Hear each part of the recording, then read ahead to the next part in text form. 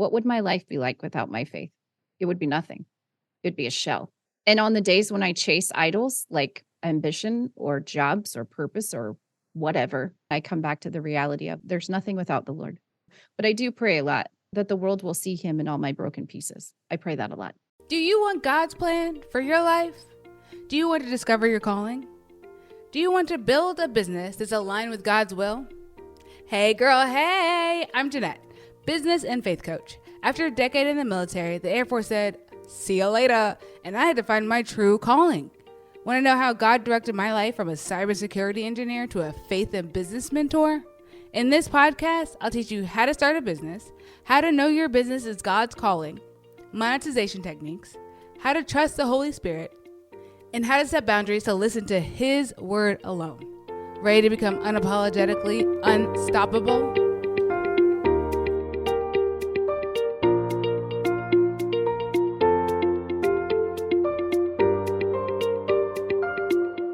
Hey girl, hey! Welcome to the Unapologetically Unstoppable podcast. And today we've got Danita Cummins with me, and I am so grateful to have her. And I want to tell you a little bit about her.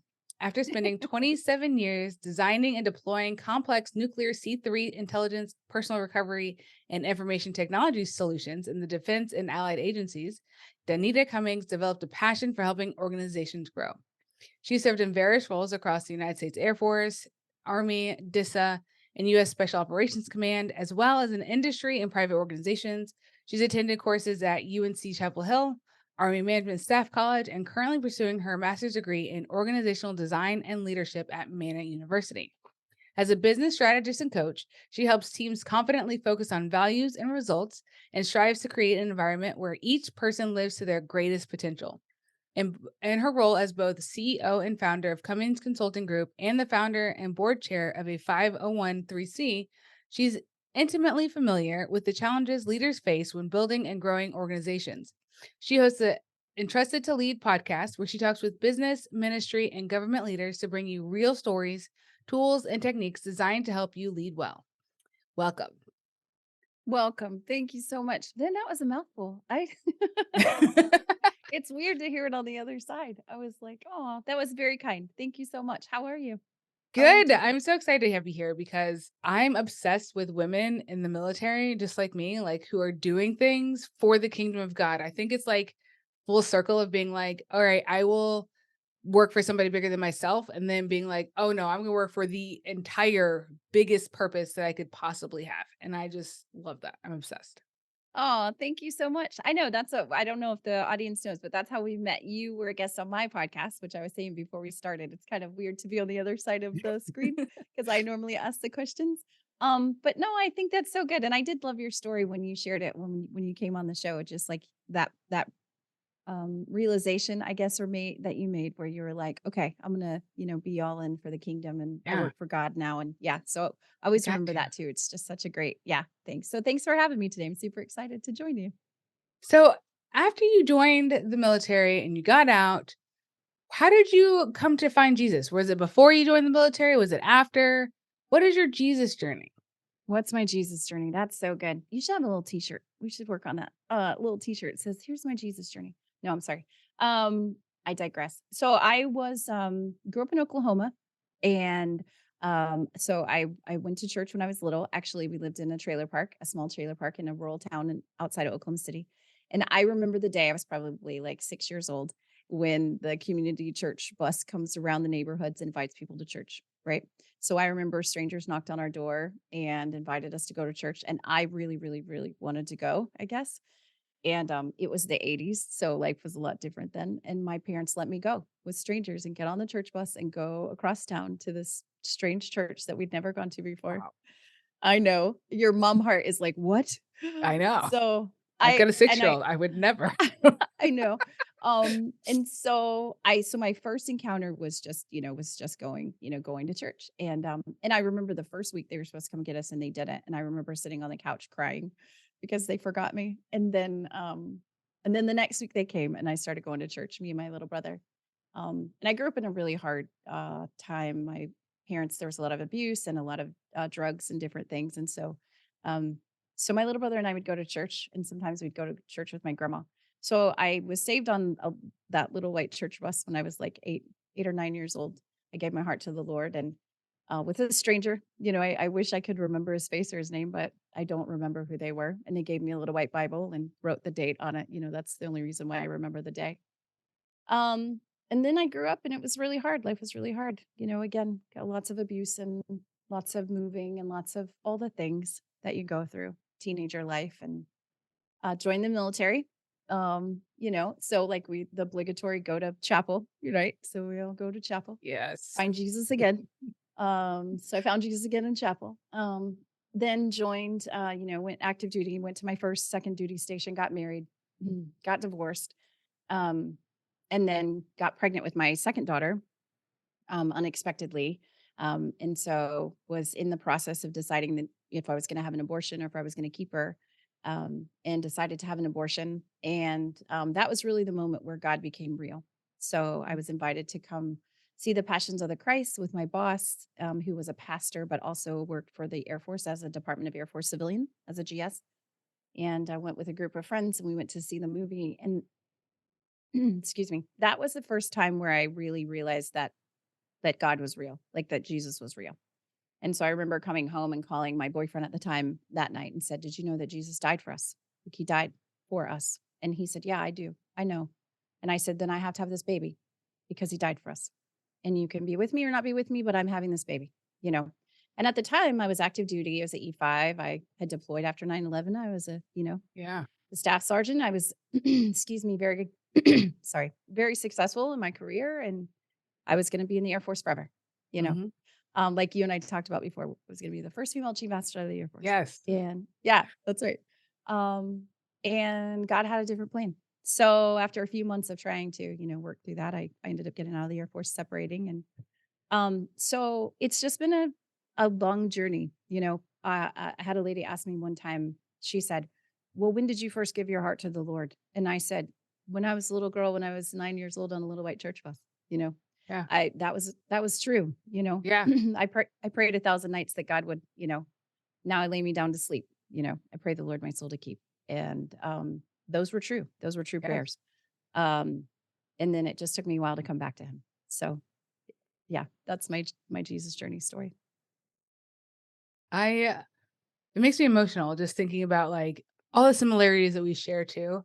I feel like there's something that brings women to the military that is the trauma, it is the stuff. Like, I don't know about your journey, but, like, I was, like, searching for my earthly father to be there how I wanted him to be and how I wanted him to show up, and so I was, like, clinging to Jesus. And like you, I was saved young, but then I did not walk with Jesus after that. It was hard.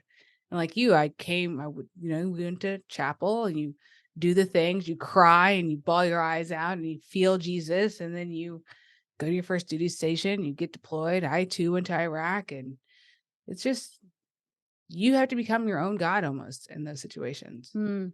Yeah, I think for me too, what I've realized is because I believe that God creates all of us, like the gift of being a warrior, the calling to be Yes. a warrior, the calling to stand for justice is a gift. It's a calling. And I think just like a teacher or a preacher or anyone, there's a calling on your life to stand for those who can't stand for themselves. And I Hmm. think that is a deeper calling. And we call ourselves warriors, but I see that in any industry, you know. Um, but it's understanding that calling, like you said, and then putting it in the proper place. And that is it's hard to figure that out sometimes. Cause then you think, well, I was supposed to be a warrior. Right. Maybe, but maybe God also called you to be a protector. Maybe God Right. also built you to stand in the gap, right? To set wrong things right, right? The gift of apostleship, like we see in the scriptures, to set the wrong things right. And for me, that's what I've learned through all these years. I've learned that that's who God made me to be. He made me the person to set wrong things right.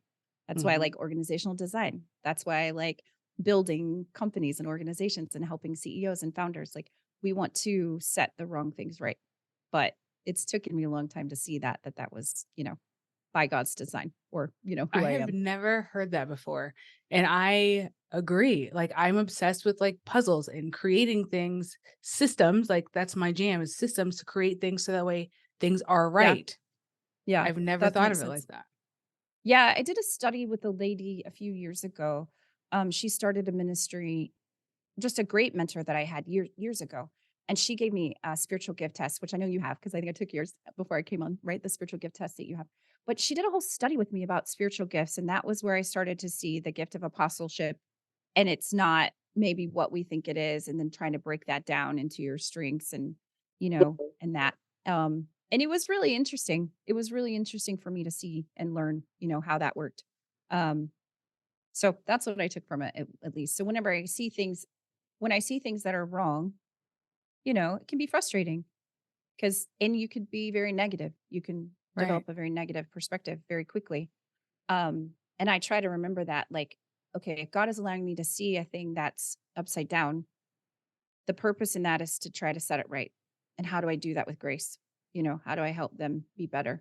You know, so that you're not, you know, critical or whatever those things are. How transformed would your life be if you had 40 more prayers to pray?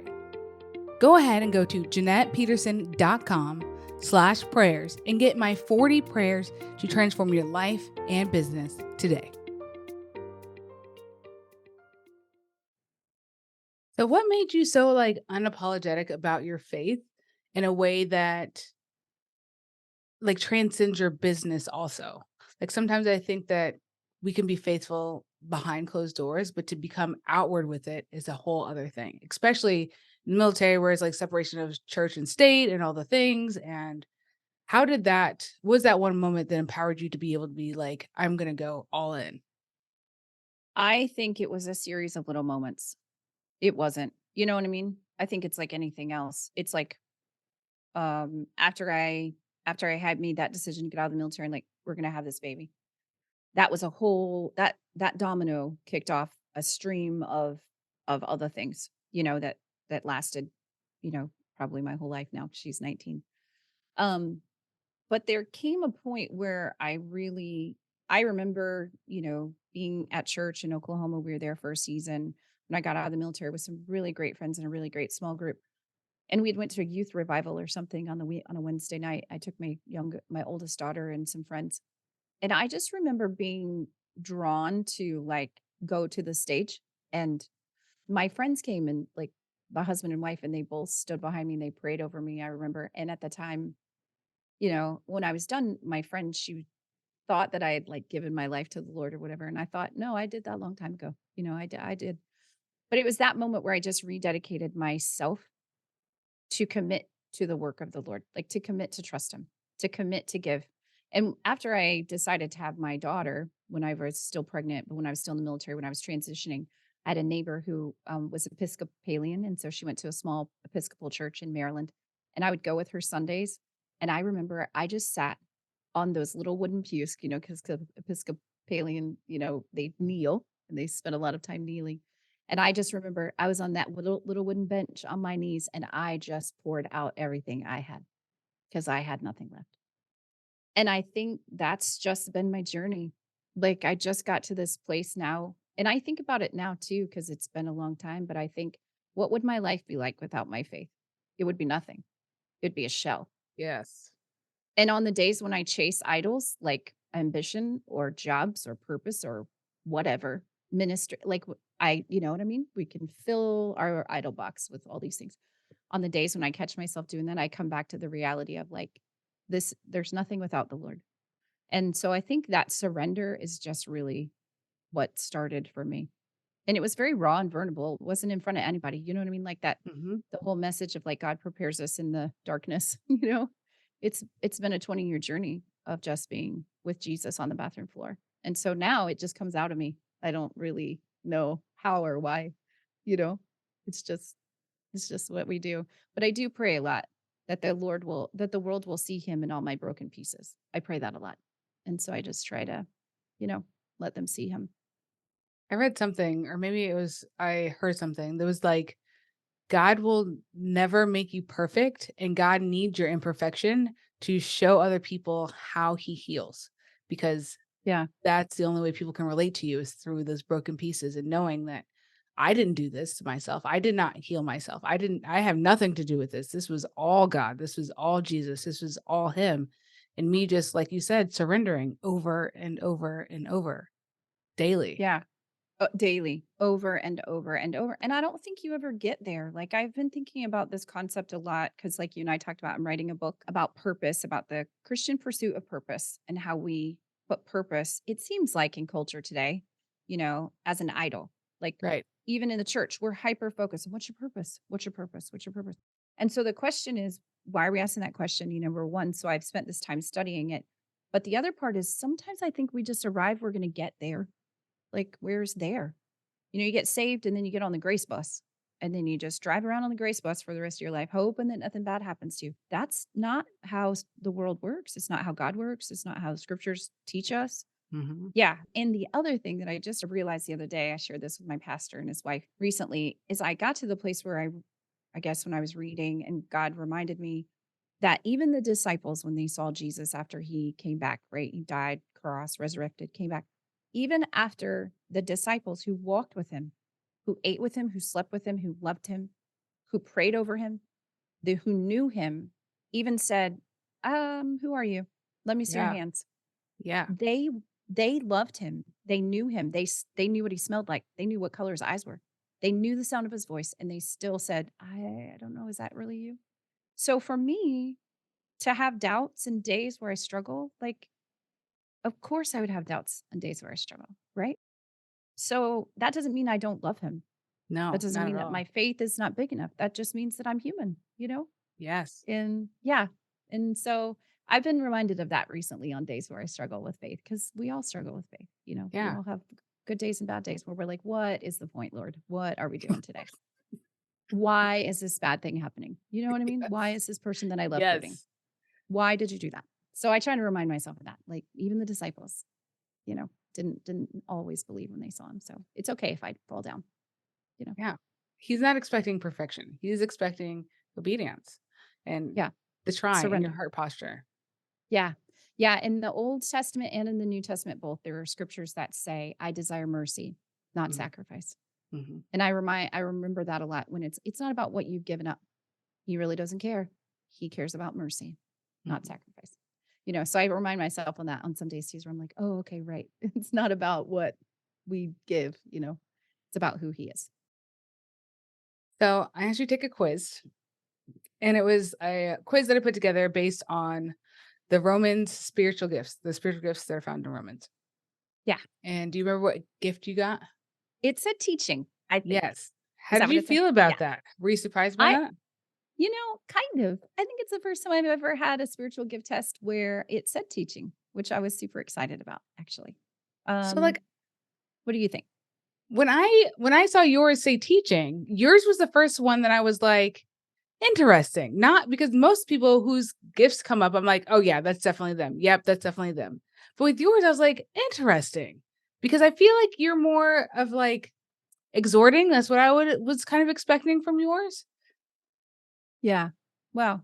That's crazy. And do you think I mean, I'm sure they change like any other personality test where over time, the role that you're in and the season that you're in or whatever. But I could see teaching because I do that in my coaching business, right? So I'm always, even today, before we got on the call, I had a call with my one of my primary client that I work with a lot. And he was like, hey, can you tell me, what do you think about this? And I was like, well, I think you guys are doing this a little backwards. I think if we move this over here and put this over here, it might work better, you know? And and then there is a lot of empowerment that comes with teaching, right? Like trying to help people see their gifts and their strengths and then bring that out in someone so that they can go be the person. Um and so I am in an active season of doing that right now. So I can see how that would maybe make sense. So let's talk about your business. Why did you originally start your consulting business and the 50? Did you start the Yeah. 501(c) Yeah, or okay, the okay. nonprofit. Yeah. Yeah. So I started the nonprofit first, which is a pregnancy resource center. I started volunteering in a pregnancy resource center, in this one, basically the same one, in 2011 when we came to Fort Bragg, when my husband got orders to Fort Bragg. And I didn't even know pregnancy centers existed, right? I started serving in the ministry. Eventually, we outgrew our ministry bucket, candidly. And as I learned more about pregnancy help as an industry, I don't really use that word, but really as an industry, what does she need? What services and resources are available to her? How do we build a successful organization that can take all these things in and help her and build a community around her? I put together a business plan basically and took it into our senior pastor. And our budget was probably five to $10,000 at the time, in a year annual budget. We were just a small ministry. And I said, "Hey, I need this. I need a $50,000 budget. I need a new building. I need a director. Like this is what I think is the right, thing to do." And he said, "Well, we can't do that. That's a lot for us." He said, "You'll have to be a nonprofit." I said, "Okay." I had no idea what that was. So he printed out the IRS form off the website that night. It was like 8 o'clock at night in his office. And he handed it to me. He said, "Here, go be a nonprofit." And I was like, "Oh, it's a government form. I know this. I work for the government." It was not. It was a 2-year journey. Oh And my it's been gosh. 6 years now. So for 6 years, we've been a 501(c)(3). And so that's just really it just started out of necessity again, because in order for us to go to the next level, these were the things we are gonna have to do. And it's been huge. I mean, it's been hugely successful. I say, like we were sharing before, we just hired our first 2 new employees. Our first employees just onboarded this week. We've got, a six-figure revenue. Our annual budget will close out at 6 figures this year, which is insane to me. It doesn't even make sense. Like we started doing ultrasounds last fall at our center. So we've probably done over 50 ultrasounds this year. We have so many families in our parenting program and all these things. So yeah, so God is good. But yeah, that just really started, one, from necessity, and then two, back to mercy. Like that's my story. So I just don't want her to walk alone. Like I want her to know that somebody's with her and that we love her, and be there to provide a safe space where she can work through all her stuff and have someone that she can talk to, that's going to help her figure out all these things. So that's how the nonprofit started. And then the business started as I got laid off during COVID, like a lot of other people did. I'd retired from the government service. I'd worked in industry after I got out of the Air Force for about 10 years. Then I went into the government service for a while. I was a GS for the Army, so I worked there. I just got frustrated, really. And the government service promotions are based off of so many other factors that you can't control. And candidly, I was just tired. It was a toxic kind of space, and I was just tired. So I went into industry and was with this company for about 10 months. And then they did a reorg, like most companies did during COVID, right? And I was the Yeah. new girl on the block. I had been there the least amount of time, candidly. And I say that, like, as organizational leaders, that's, if you need to reorganize, you need to do that. Like, do that, right? I mean, you're responsible for the resources. So do what's right for your organization. So then I had a choice. I could try to go back to the government, which I didn't want to do. I could go into industry, but candidly, I didn't have a company that I really wanted to work with, that I saw their values or their processes that I'd worked beside, that I was like, this company is where I want to hang my hat. And I had been feeling this call to like do coaching, and I had been working in the nonprofit space for a long time. And so I was trying to make sense of that. And I'd been writing, too, on a blog. And I was just trying to figure out how to fit it together. So I decided, well, I'll start a coaching business. And then a really good friend of mine who's a mentor and a small business owner, he said, "Hey, why don't you start a consulting business and do coaching as part of that? Because you've got all of this experience and you have all of these relationships and you've done all these things." And so that's kind of where it started. It was just me and a whiteboard and my friend at his house with coffee. And I was like, "I don't know what I'm doing with my life." And he's like, "What's okay? We'll figure it out." Yeah. So it's been 2 years now since I've had my consulting business. And yeah, we're still learning, like you and I talked about. Yeah. Every day's an adventure, you know. It's good. I love it. I don't think, unless God calls me to, which I would, if he did, I would probably kick my feet, but you know, I would surrender after a long talk with him about if I went back and like worked in an office, or went back to, working for a company or industry or something. But yeah, I hope to stay in this place for a long time. I'm so right now, if I'm seeing a lot of people going back to their 9 to 5s, and Really? it's a lot of coaches that I know. They're like, yeah, I'm gonna go, or they're like doing both right now. They're getting a nine Mm, to five and still doing their coaching thing, but going back to a 9 to 5. And I just feel so anti. I'm like, I just can't do that. you go. Yeah. Yeah, I feel like I've learned so much being outside of an office, so much about myself, so much about who I love to serve, so much about that part of it that I'm like, I'm gonna be so restricted. Maybe it's because all the rules of the military. I'm like, I'm not going back to that life. Yeah, you can't be put me in a box. Don't put me in a Yes. box. God's bigger than a box. Do you think that's because of the recession in the industry too? Do you think money is a big factor? It's I pushing think them that's a back into a huge 9 to 5? factor. They're not Yeah. making as much money. It's harder to make money these days because during, like, the pandemic, when everybody was on the internet, it was so easy because everybody had extra money also because of the government was giving them extra money. So they had all Mhm. this disposable income where now Yeah. they don't have as much, and it's harder to show your value when people are like, "Yeah, but I still gotta, like, do the sports with the kids," or, That's right. like, "I don't wanna cut their stuff. I'd rather cut my stuff," or if it's between, like, putting food on the table and doing something for their kids or for themselves, you know what I mean? It's just Yeah. their priorities are shifted. Do you see it's a specific type of coaching? Like life coaching versus business coaching versus financial coaching? Do you see that there's like a No, trend I in a see it specific? everywhere. Because I would think organizational coaches, like strategy, business, Yeah, that kind of stuff, I think there's always a need for that, right? yeah, It depends on your niche and your community, your niche and your network. But I can see there's always opportunities for organizations to grow and change. And I could see during the pandemic, just with my own experiences, like, that was a hard time for a lot of people as individuals. Like, the great reset and all these things we look at, like people asking really hard questions, like, what am I going to do with my life? Like, what's the point? A yeah. lot of people being laid off. So I could see how career coaching or life coaching or those kinds of things may have increased during that time because it was a tumultuous time for a lot of people. A lot of people moved, a lot of people changed jobs, a lot of people said, I don't want to do this anymore with my life. And then, now I say the fear, is over, kind of like we're in a different season. So that's why I was wondering, just based on what you do, because you talk to a lot more coaches every day than I do. So Yeah, I talk to, like, people in all sorts of different industries. I think the most I would say would be the ones that are, health coaches. I've seen a lot of health coaches I mm, know, and okay. dietitians go back to work, Well, and operations people that are doing HR specifically, like, okay. they're more, like, hiring Yeah. those people.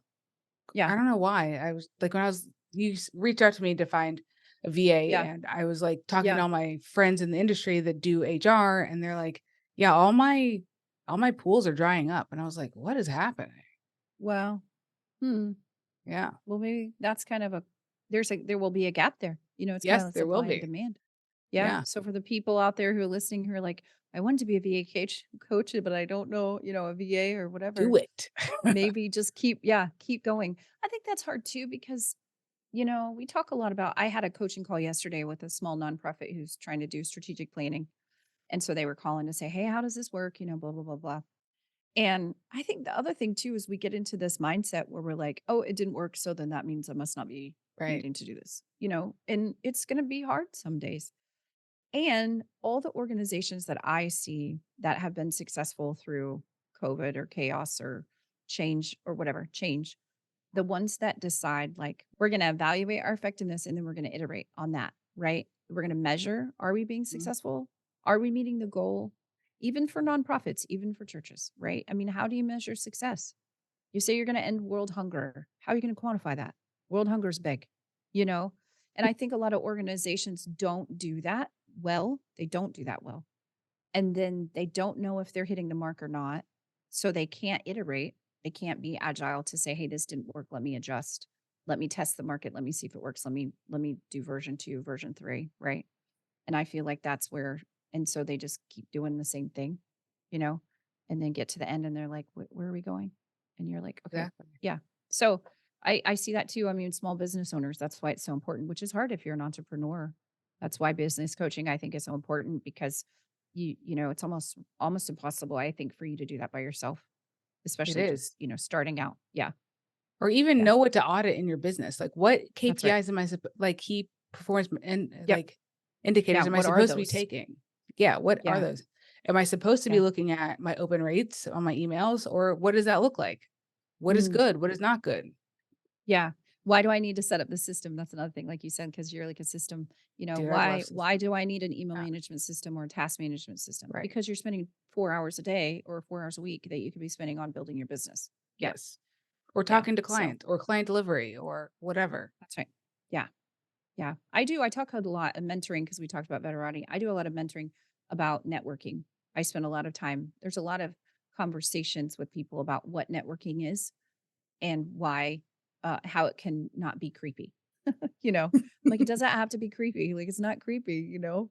Like you're a person. These people need something. You help them. Like don't make it creepy. And it works really well. I mean, all my referrals for my business starting out all came from people I knew. When I started my consulting company, I called 10 friends that had either been consultants or who I trusted. And I said, this is my idea. What do you think? And I gave them full range to give me their feedback. And some of them were like, I think that's a great idea. And other ones were like, don't waste people's time. Like I had a very candid friend who's a startup, very successful, a startup tech company, former military guy. And he said, consultants are a dime a dozen. They can't quantify their work. We've spent a lot of money for them in our company, and I don't know what they're doing. Don't waste my time. Mhm. You know, it was just Yeah. really good Yeah. feedback starting out. So whenever I was like, oh, wait, what am I actually going to do? Like, how Right. can I quantify this? Right. How can I productize my services in a way that is value to the customer? Right. Like, what problem are you going to help me solve? I don't want to solve world hunger. I'm trying to, feed Yeah. my neighborhood today. The kids at school who don't have food, like stuff like that that I Right. learned, and that was very valuable to me starting out. And we use that in our nonprofit too. When we built our OKRs and our strategy and our goals for a nonprofit, that was the same thing. What are we going? How are we going to measure success? Yeah. So this is really good. I was talking to a business coach the other day and she was like, what makes you different? What gap are you solving? And how are Mm, you quantifying that? And if you can answer those questions, then literally you're fine. But if you don't have like oh, I just help coach women because I want to help God's kingdom, which is true, yeah, but like how are you doing that? What makes you different from 5,000 other coaches? Like why are that's you right. different? Like Yeah. Yeah, and where are your relationship touch points, which is the thing right. that I've learned how to do. And back to the conversation we were having before. Like God equipped you, to be in the military, to serve in that space. Like you're a cybersecurity professional, you've worked really hard, you've all these years that you've spent a training and doing all the things. Like so you have a resource, network this of people who respect you and you have these skills. That doesn't mean you need to stay in that niche, but it is relevant. I mean, it just don't discount those people and those resources. And I think we miss that sometimes. I think, like if you just look a person starting out, I can, when I sit with them, see all of these opportunities, these little opportunity bubbles of people and, different things. But sometimes that's hard to see again in Yeah. yourself. Yeah. So that's why I think it's so important to get outside perspective always, you know. What's that quote? The shoemaker's son has no shoes or something? Like you just can't see it Mm. if it's that close to you. Yeah, the forest for the trees. Yeah, I use that one a Yes. lot, the forest for the trees. Yeah, that's good. So what's one thing that you've learned on your journey that you think makes you unstoppable? Ooh, unstoppable. That's what I just said as I'm, like, sitting in my floor with my, coffee and my blanket crying. I don't always feel unstoppable every day. Um, it would be my faith. It's not unstoppable from the perspective of, like, I have the strength to do great things. And I've had a few people give me really good feedback over the years. Like I have a guy I used to work with. He was one of my employees. I guess I supervised him. He's an older, retired SF, Green Beret, just, you know, all the things, gritty guy. And one day we're working on these projects and stuff, and he pulled me aside, on a virtual meeting, and he's like, Danita, he said, "Do you know what busting brush is?" And I said, "No, Dave, I don't know what that means." He says, "It's when you go out and you've got to like rip out the shrubs and you got to chop down the trees. Like you're going into the forest, and we live in a national forest. So it was very right. Like it made sense to me. I was like, oh, I know that's my backyard. We do that like on the weekend. My husband does that every weekend." And he said, "It's really hard work.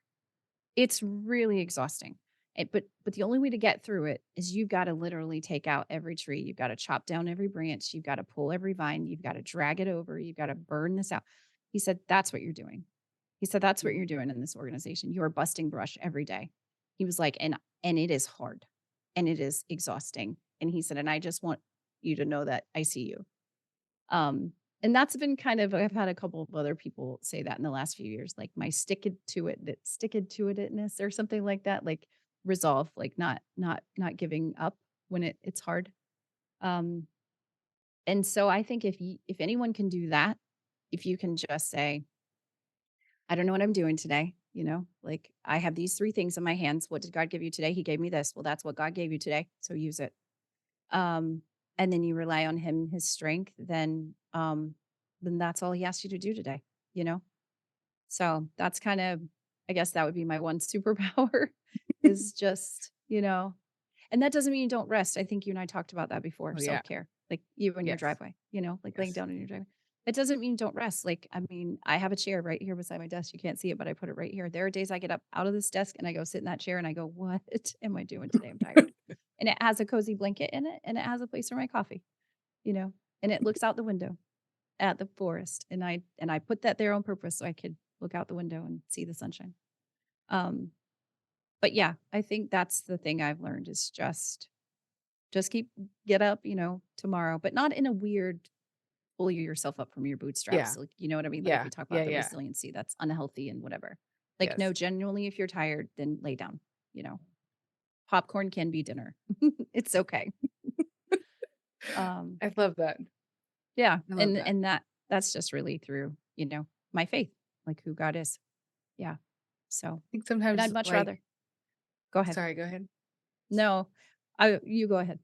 I was gonna say, like, when we think about, like, the pull your up by your bootstraps, because, like, the toxicity from, like, the military and what we've been trained to do and how we've been trained to act every single day, there is a unstoppability through God that does come with rest. It does come Mm, with surrender and Sabbath and all of those yes, things that is still unstoppable. But Jesus even went out and said, he I am did. going to go pray and don't bother me. I'm going to be out there for 40 days. But that doesn't Yeah. mean he was like stopping. He was still unstoppable. He was just gaining more strength. Yeah. Yeah. Like you That said, fine line I is think, real. yeah, like you said earlier when we were talking about there's a season of pull. What did you say? There's a season of Yeah. pull, Like pouring pouring in and in and pushing. then like pouring into me and then pouring out to other people. Yeah. Yeah. Like I'm writing this book. And like I said, last Saturday, I spent 15 hours writing a book. It was exhausting. But I spent 15 hours writing a book because for the last 3 or 4 weeks I haven't written. And this summer we had family loss. We lost people that were close to us and we've had stuff in our family going on and I just couldn't. I just couldn't do it. And it wasn't, that I couldn't physically write. I mean, I can sit down at my computer and type, but the reality was I was just empty. Mhm. And my husband at one point he even said, "Come on, we're going outside. Let's go." Because you just can't be creative. You can't see new options. You all those kinds of things. You're just empty. And that's the thing that I've learned too is like that pushing yourself like you're just going to keep going, you're just going to gut through it, you're just going to make it. No, I'm not. I don't want to do that anymore. Yeah, I wanna try to be as present in the moment as I can, and that means if I'm tired, then I'm unapologetically tired. Like, I'm just gonna sit down now, my feet hurt, like Yes. those little old ladies you see them sitting on the park bench. No, I'll catch up to you in a little bit. I'm just gonna sit here and rest now. Yeah, because you're right, we do in the military, we do that, we just grit it, and and then you wake up one day and you're like, "I'm so weary." Like, I'm so Yes. tired, I don't even know what tired is. Yeah. Yes. Yeah, that's how we've been for a lot of years. Just soul weary, just exhausted. Yeah. So I agree. I think finding seasons of rest, and even if it's daily rest or Mhm. hourly, you know what I mean? Yeah. Plugging those things in are so important. Yeah. What would And you I say think is go ahead. go ahead. I was gonna say Jordan Rayner writes this book. If you've read him, he's a writer. He talks about the vocation of work, the biblical art of work. Jordan Rayner, Raynor. If he listens, sorry, I probably said your name wrong. But he writes a book called Redeeming Your Time. And he put a little section in there that I kind of have on a post-it where he says, God didn't expect you to get everything done. You will die with things on your to-do list. You will. And God Mhm. knows that. And he's fine with it. Do you need to be? You know what I mean? And I just remember that sometimes I'm like, oh. what's on my to-do list because I will die with a to-do list, I'm sure. So, That's good. I've never heard that before. yeah, he's great. He's got a really great blog. You can follow him and, all this stuff, but he's really great. Yeah. I'm gonna What put were you gonna say? him that book in the show notes too. I was gonna Oh, say, very like, cool. what is something that you do practically to help you with your, like, self-help and your self-care and all those things? Mm, I journal. I'm a huge journaler. Um, I journal because I'm in my head all the time. Yeah. Yeah, I'm in my head all the time and it's exhausting and I got to get it out. And I learned that was before probably 10, 15 years ago. I started journaling, really journaling with intention. And now I journal almost every day. Um, so that's a huge help in just because thoughts are energy, I mean, they are like scientifically, right? They're energy and you got to get them out. They're going to go somewhere. So that's been a huge help for my mental clarity is journaling. And the reason why I find that to be so therapeutic for me or helpful for me is because I don't have to remember it anymore. I can just write it down and it's there. If I ever need to come back to it, I don't have to hold on to it. And that's given me a great sense of peace. Um, and I try to, eat better, just those like basic things like trying to be intentional about what we eat and, those things.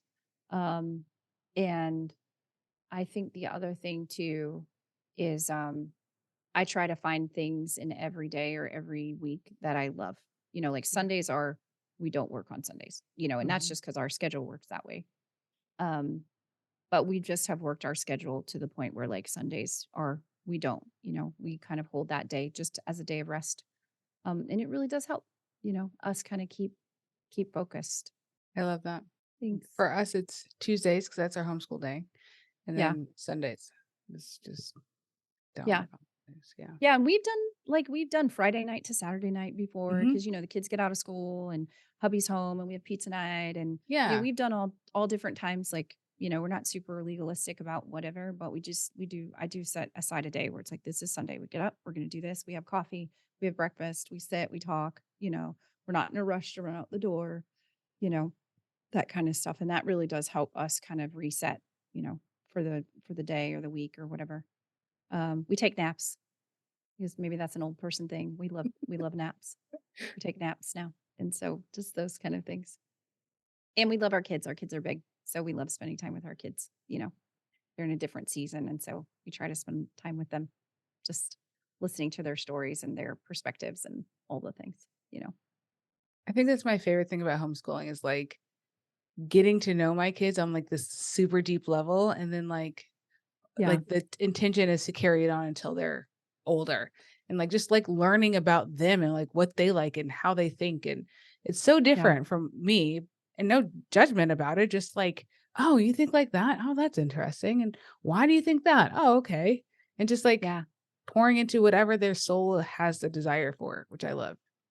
yeah, yeah. And I will say, I've learned more about myself through my kids than anybody else, bar none, Yes. hands down.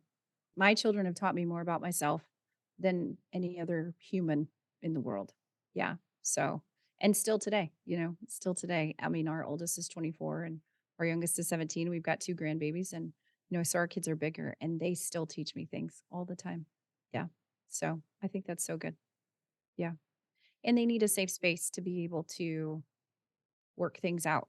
And if they can't work it out with you, who are they going to work it out with? Yeah, So they exactly. have to learn how to use their voice.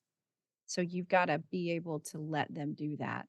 Just like walking or talking or painting or, putting on their clothes or putting on their shoes, they need a safe place to figure that out. So, yeah. What would you say is your favorite Bible verse and why? My favorite Bible verse right now is Jeremiah 31:3 that says, I've loved you with an everlasting love. And that is my favorite. I even had like a Canva thing made on it. And it's in my bedroom hanging up on my wall. I think the reason why is because it's very simple. Number one, I've loved you with an everlasting love. Like I have loved you from the beginning to the end of time. That is all. The end. You know, I don't need to analyze it. I don't have to get a theology degree. I don't have to break out my books. I can just, what is the law? What is the covenant of Abraham? Like, I've loved you with an everlasting love. I've loved you forever. The end. And I I'm like, love that. yeah. So that's my favorite. It's just reminding me that it can be simple. You know, I've loved you Do you and use love. that for your businesses too, or is that just like for your life? I use that for my life. And I'm using it right now as one of the guiding kind of principles in the book that I'm writing right now. Like God says, I've loved you with an everlasting love. Like, I've called you to love me and to love the world. That's what I've called you to do. And it's messy and it's hard and confusing and can be done in a billion different ways. So don't overthink it. Just love. Uh, yeah. Yeah. So I've never really considered a Bible verse for my um, business. For the nonprofit, we have a thing in our office. It's Ephesians 3, really like 13 through 17, the rooted and established and loved. But it starts out, I think, at verse 13 or 14. Don't quote me. I'll have to go find it. But it basically talks about the family unit is established in heaven before it's established on earth. And so it goes from like verse 13 through all the way through like 17 or 18. It talks about the family and then it talks about being rooted and established in love. And it has a tree because our logo is a tree. So we have that in our pregnancy center. That's kind of the guiding verse that we have on all of our marketing material and stuff. Love it. So, Thanks. where can people find you? How can people Oh, get in touch with you? Do you have yeah. anything? Do you have a freebie or anything? I have a couple of lead magnets on my website. Yeah. So I have two. I have a consulting website and then I have my personal website, danitacummins.com. So that's the best if you just go to danitacummins.com. There's a coaching page and a consulting page, depending upon what your needs are. And I have an Interested to Lead leadership blog. So you can subscribe for that. We have an Interested to Lead podcast. So that comes out the first and third Thursday of every month. We're on all the big platforms, Spotify and Apple. So you're welcome to jump over there and take a listen and subscribe to the newsletter. So you can get all of the latest updates on, tools and tips and books and things that we're reading about, all the things about leading yourself and leading others well, which is really my heart. So that's really the biggest place or the best place. And then I'm pretty active on LinkedIn and Instagram too. So if anyone wants to connect, I'm on LinkedIn. Definitely let me know. Happy to talk about consulting stuff, if I can help you. And then my Instagram is a little bit more faith driven and, my family and those kinds of things. So yeah, happy to connect on any one of those platforms, whatever works for them. Thank you so much for being on the podcast, and we'll Thank see you. you guys later. Oh, thanks. Thanks, Brent. Wow, that was so good. So I know that you know somebody that also needs to hear that. So share this episode, leave a review. And I would love if you could watch my free workshop at JeanettePeterson.com/missingpiece. I'll see you guys over on the grams at Jeanette.Peterson. Bye.